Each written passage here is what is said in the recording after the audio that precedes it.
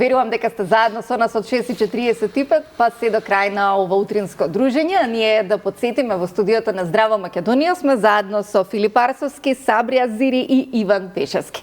Сабри, ви благодарам за убавата трпеза, за се што денеска ни го донесовте и принесовте. Филип, ти благодарам што утрински вакате измачивме да ни го прикажеш и покажеш ова една контраст на навиките и она што некако денеска сакаме да го направиме и примениме. Имаме здраво, имаме и различно, но Сабри, како се прославува празникот месецот кој го ставивме зад нас? Што има на трпеза? Ова се вика Фитр Байрам, затоа што символиката и правилата се многу интересни. Секој еден муслиман е обврзан на крајот на постот, 2 дена пред завршување на постот, да даде парични средства на студенти, на ученици, кои што, нели, како денеска што ги имаме ова низ годините, како што ги имаме стипендии и така натаму, мислам дека е убав чин и многу хуман чин. За време на Бајрам нормално се оди наутро, луѓето се клањат. Потоа во текот на истиот ден и во наредните 3 дена се посетуваат најблиските, потесната фамилија и пошироката фамилија, со цел луѓето да си се видат, да направат размена на позитивна енергија, да си честитат здравје, да се видат едни со други, и тоа е символиката. Ние Бајрам го славиме и во нашата клиника. Мислам дека сме, нека не ми се љутат другите, ние мислам дека сме клиника пример каде што славиме Бајрам и славиме куќна слава. На нашата клиника е Свети Никола, тоа е традиција 30 години. Нормално се собираме кога ни е пауза, не кога е работно време, и ги одбележуваме празниците, и тоа е една многу убава порака дека и како ние имаме многу заеднички работи кои што можат да не спојат, може да зборуваме различни јазици, но болката ни е иста, маките ни се исти, проблемите ни се исти, и кога сме различни, ако комуницираме меѓу себе, и како можеме да направиме многу подобри услови и многу подобра перспектива за сите нас. Така е, да мислиме сите исто, ќе беше државата можеби една мала Швајцарија, но има еден интересен наслов, Иван, кој што сакам да го споделам за функционерите, една година плата од 500 евра и толкав минималец. Ова го читам од страниците на Слободен печат, каде што Трендафилов подсети дека за среќа тој и неговите колеги не зимаат плата од буџетот, туку дека се финансираат од синдикалната чланарина. Според податоците од УЈП, 250.000 работници примаат плата од 32.000 динари, а 380 работници се под просечната плата. Како ќе го коментирате ова што го сподели Трендафилов и она за што ќе излезете во 12:05 денеска? Видете, она што го гледаме, ние го земаме како податок од државни институции. Тоа е Државен завод за статистика и Управа за јавни приходи. Значи не може тие бројки да не се онакви како што ги представува државата. Да се некои бројки или статистики кои што ние ги пресметуваме во Сојуз на синдикати на Македонија, може било кој да ги оспори, но реалната слика во државата е таа што ја прочитавте пред малку. Тоа го коментирам како една позитивна не мисла, него исказ од страна на председателот, да видиме дали навистина можеме сите фамилии, сите семејства, без разлика дали е некој работник или функционер, да преживее со 30.000 денари месечно, и како предлог да се откажат и функционерите, именувани избрани лица, да го поминат месецот со тие пари кои што ги предвидуваат за работниците. Да биде трагедијата поголема, работниците немаат ни 30.000 денари, доку борбата денес и понатаму наша ќе биде да основица за пресметка на плата на вработените биде 30.000 денари. А со 24.400 по уште помалку може да се замисли животот и на пензионери, и на работници, и на студенти, и на било кој во државата, имајќи во предвид колку навистина поскап е животот. Само за подсетување на гледачите, околу 8.000 денари е покачена минималната синдикална потрошувачка кошничка со пресек септември 2023, септември 2024 година. Тоа што се подготвувавме да го предложиме и што го предложивме беше повеќе од издржливо решение дека не е проблем ниту на работодавачите да дадат таква една минимална плата и да ги зголемат останатите плати, имајќи во предвид дека наназад години само се покачуваше минималната плата и дојдовме на една урамниловка. Ние сега ако имаме минимална плата од 30.000 денари, но не се покачат останатите плати за 6.000 денари, ќе имаме и преку 300.000 работници, односно пола и повеќе од вработените на минимална плата. Тоа е поразителен факт за напредна држава која што е аспирант за членка на Европска унија, а да има и понатаму најниска и минимална и просечна не во Европа, туку и во регионот, во сите оние земји што до вчера бевме една иста република. Ако се согласи некој дека се живее со толку и навистина ги врати цените како пред 10 години и направи сите да зимаме 30.000 денари плата, нема проблем. Ние подаваме рака и верувајте дека ние работниците ќе го издржиме тоа. Но еве никој не се согласува да се намалат нивните плати, никој не се согласи да не се зголемат 78%, тогаш сложно сите и позиција и опозиција гласаа за именувани и избрани функционери и сега сите тие што зимаат над 2000 евра плата, кажуваат како се доволни 400 или 500 евра плата за работниците. Мислам дека е голем срам и блам тоа што го имаме на трпеза од страна на политичарите и дека еднаш за секогаш треба да се освести македонскиот работник, да си го крене својот глас и да се избори за своите права со синдикатите на улица. Во спротивно, ќе останеме без малку тие работници што ги имаме. Гледаме дека бела чума се заканува на Македонија и дека цели автобуси и цели градови ни се иселени надвор за подобро управа. Жално е, особено источна Македонија, председател сте на синдикатот за градежништво, каде што сегмент кој во Македонија речиси го нема, бидејќи сите оние кои што работат во овој сектор се повеќе надвор од Македонија отколку во Македонија. Денеска да најдете градежник, работник кој што може да го заврши ова како дејност е или воопшто невозможно или пак ќе треба да почекате навистина долго. Градежниците за минатата година статистички гледано прв пат паднаа под 50.000 вработени во секторот, што значи дека исто за една цела година, додека се качуваат трошоците на живот, градежниците си заминуваат. 12.000 градежни работници само статистички фалат во Македонија. Тоа не значи дека отишле од една во друга компанија. Тоа значи дека си заминале, тие не работат сега друга дејност. Отидоа во една Црна Гора со 650 евра минимална плата, отидоа во Хрватска за 1200 евра плата, оние што имаат јазични бариери да не ги навредиме на општите работници, не отидоа во високо развиените западни европски земји или Америка, отидоа во регионот и заработуваат дупло и тродупло повеќе. Нас не радува фактот што тие градежни работници што ги имаме во моментов се денес на цена и се добро платени. И добро е што тешко се наоѓаат. Да, и тие што се во Македонија да ги најдете треба да ги платите. Има се уште добар кадар и технички, инженерски кои што градат и мостови, и патишта, и тунели, но се на цена и така треба да биде. Веќе платата не е како пред 5-6 години 25.000 денари статистички, туку градежниот работник по статистика веќе има 40-42.000 денари плата, а реално на терен со прекувремени часови и со сите тие услови за работа кои што му се доплаќаат, достигнува и до 60 и до 70.000 денари и така треба да биде. Така. Филип, нема да ве прашам за вашата плата, колку самиот на себе си исплаќате месечно, но ќе ве прашам за да имаме здрава трпеза, здрави намирници. Колку македонскиот народ може да си го дозволи она што го подготвивме и приготвивме? Колку ви се достапни овие намирници? Бидејќи споменавме печерки кои што ги има во напитокот.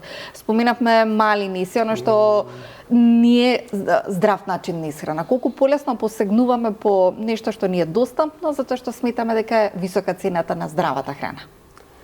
Па вака, значи прво за печурките, билките, адаптогени и дополнителни состојки, тие секако мора од надвор да се набават, зборувам од аспект на суплементите. Тоа мислам тука не ни може да најдеме, бидејќи повеќето се од Централна Азија, од таму и потекнуваат. Сега за здравата храна, да, можда малини некои ситни работи што растат тука може да се најдат, меѓутоа е многу поскапено и е искрено неверојатно скапо у компарација со веќе европски земји. Така да е голем предизвик тоа за сите граѓани, меѓутоа сепак може да се најде нели одредени состојки како не знам, може пример сега во колачеве се користи протеинот грашок, тоа бар може да се најде. Грашокот исто ако се изблендира може и како брашно, како замена за брашно да се користи, така да затоа ја почнав и да ги снимам тие некои рецепти, дел за производите наши, дел за тоа да покажам дека може да се најде начин да се направат здрави варијанти на вашите омилени оброци, поедноставно и колку што е можно подостапно. Кој ви го пренесе целото ова знаење во овој домен? Па никој не ми го пренел. Тоа со тек на годините сам го имам стекнато и научено. Да. Така, супер. Сабри, неодамна бевме на клиниката за пулмологија, посведочивме како може една клиника да се направи, поправи, реобнови на се оно што го имаме. На колку како македонци умееме така да домакински работиме со се оно што го имаме оставено пред нас?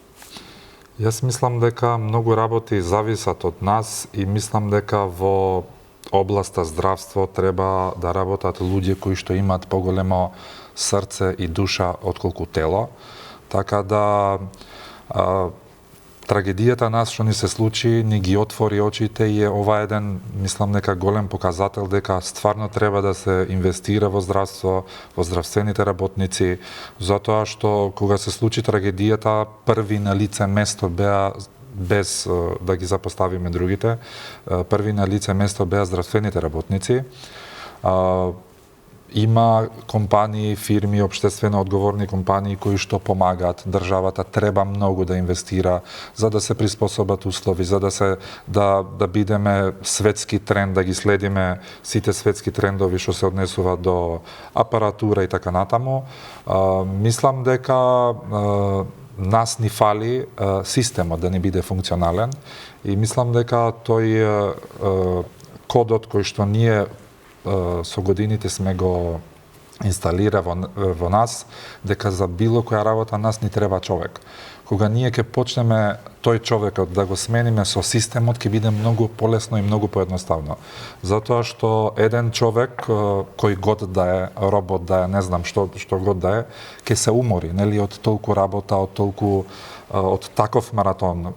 Системот кога ќе функционира многу полесно, ќе се решават многу работи. Овој систем што ние сега го имаме ќе биде на испит за никогаш повеќе да не ни се повторат вакви работи што нас не се случија. Сакам јавно да им се заблагодарам на сите кои што придонесоа, сите кои што помага и сите тие луѓе кои што се понудија во различни форми да помагат. Нормално тоа е нешто што се случува можда еднаш во 50, во 100 години, таква трагедија, но ако има нешто што може да се каже дека е позитивно во целата ова ситуација, тоа што ова нас не спои во едно. Ова нас не сплоти, не спои во едно. Се спои цел Балкан, затоа што надвор од тие секојдневни политики, меѓу првите земји кои што понудија да ни помогнат нас се токму нашите соседи, нашите комшии. Кој прв подаде рака и се уште неуморно помага и на Министерството за здравство и на сите оние кои што за жал во трагедијата имаат огромна потреба да имаат помош. Затоа што кога зборуваме за политика сме раздвоени. Бугарија, Грција и сите останати, но кога зборуваме за солидарност сите подадоа рака. Јас мислам дека сите проблеми во нашите домови, во нашето мало, во нашите институции почнуваат кога зборуваме еден против друг. Така. Сите проблеми ги решаваме кога зборуваме еден со друг. Треба да седнеме да зборуваме еден со друг за да ги кажеме ние нашите маки, нашите проблеми и само така ние можеме да се движиме напред.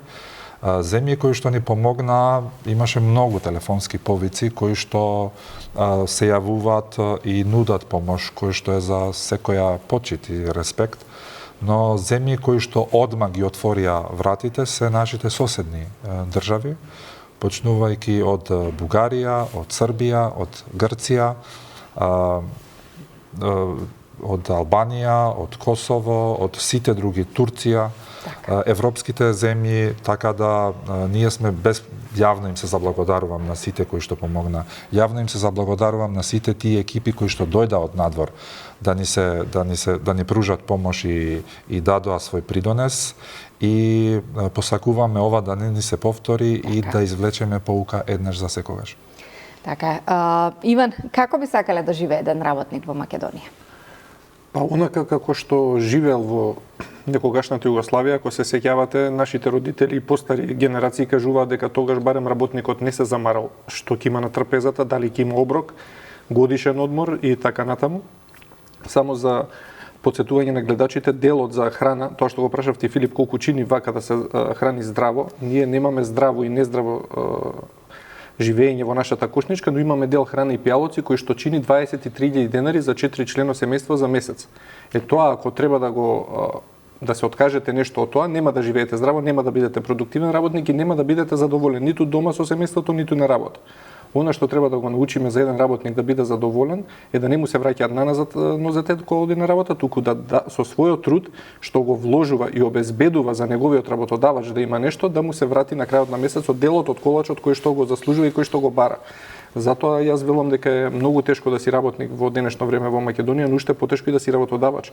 Затоа еден апел до работодавачите дека треба да го знаат патот како станале работодавачи, кои се нивните примања и така да го делат колачот, како Сабри и Филип денес со нас на масава, да бидеме сите задоволни на крајот на месецот и да не бараме чаре во другите земји, туку да си останеме тука и да си ја градиме домашната економија. Но тоа секако дека не се примања од 400 и 500 евра. Навистина животот е скап и навистина треба достоинствено да се плаќа работникот, а тоа е плата достоинствена за живот. Ако ги видите нашите податоци, ќе видите дека тоа се плати од 50-60 илјади денари и нагоре. И тие вработени во тие дености може да кажеме дека се среќни работници, продуктивни и живеат онака како што заслужува, а не треба да го заслужува еден работник во било која држава, па и нашата.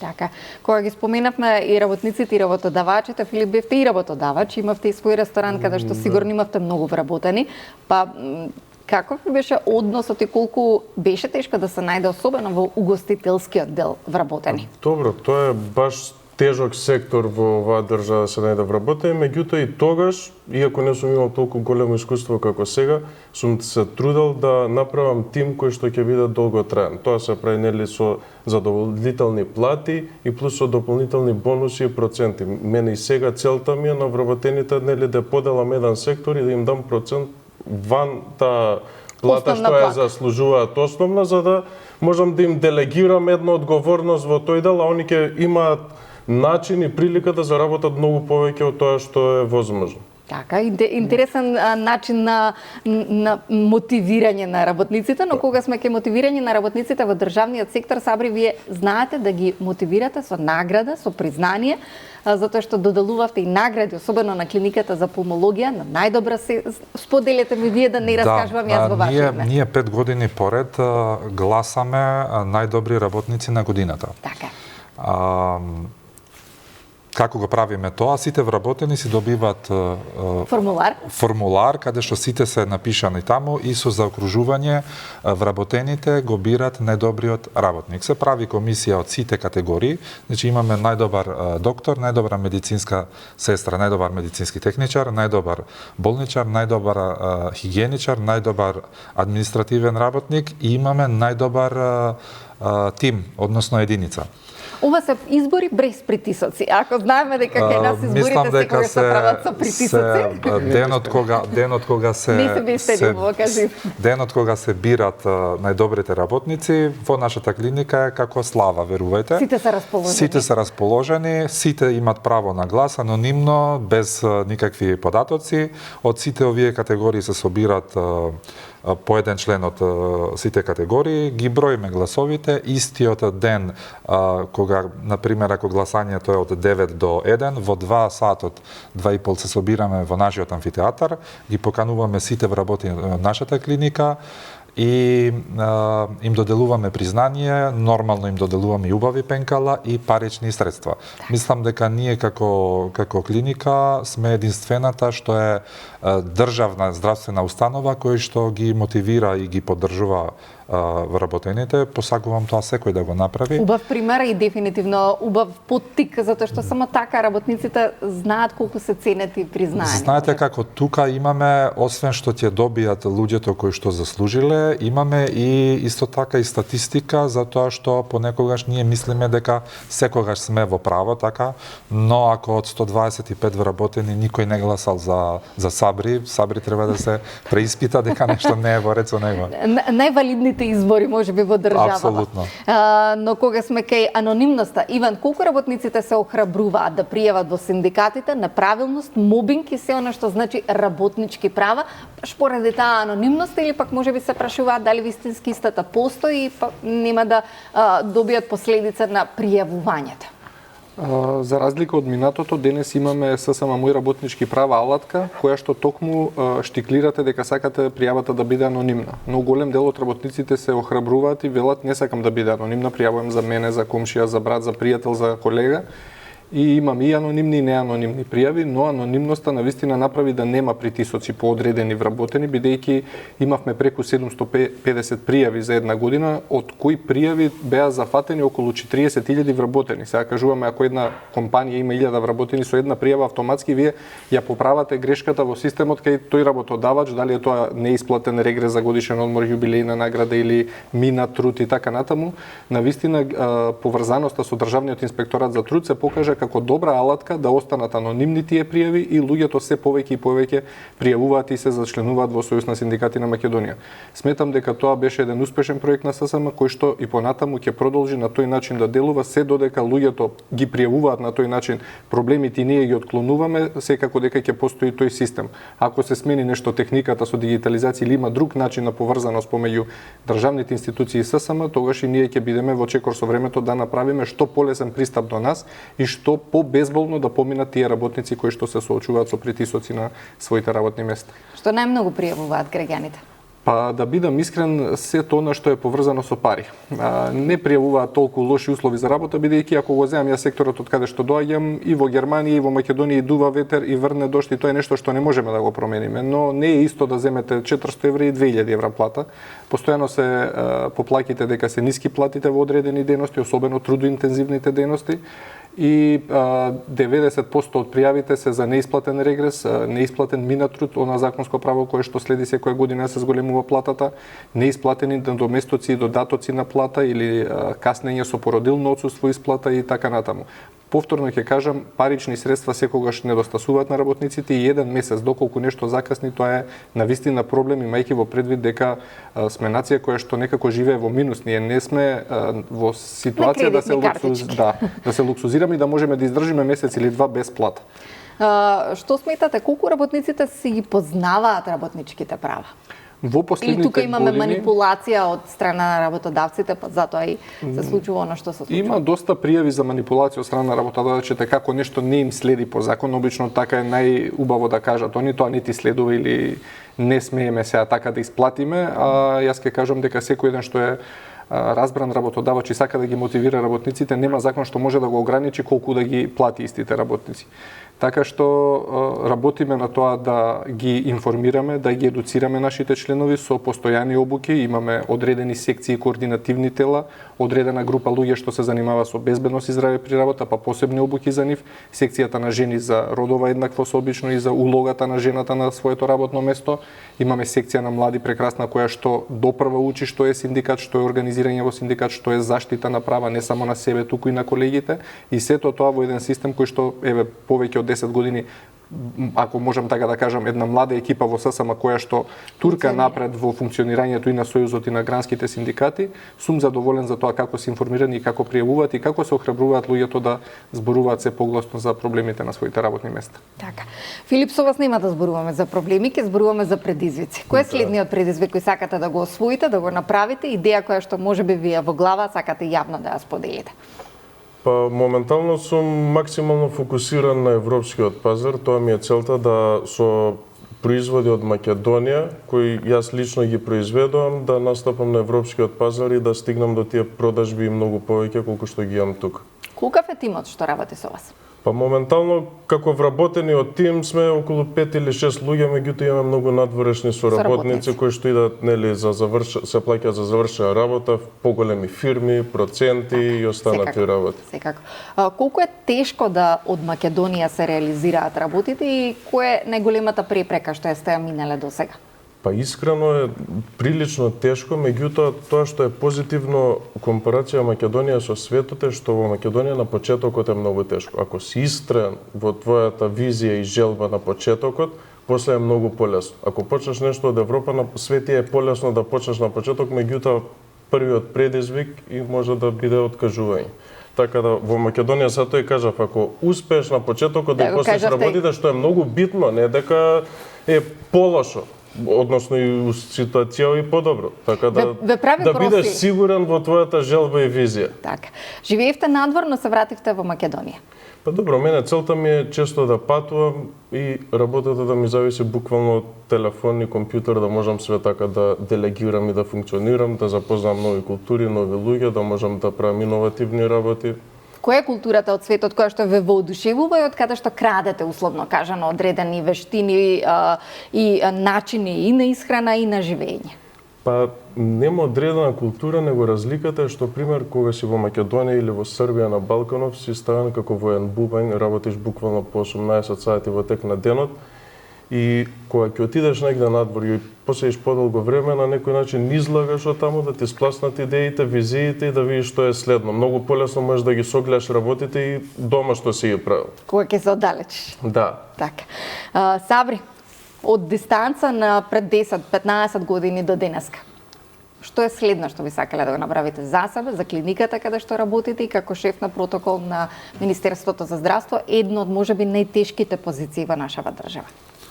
Јас би сакал да направиме систем каде што нашите кадри би останале тука и никој да не отиде од оваа земја, затоа што многу народи и многу стручњаци ни се иселија. Ние можеме да направиме и текако многу добри работи, ни треба поддршка, ни треба соработка.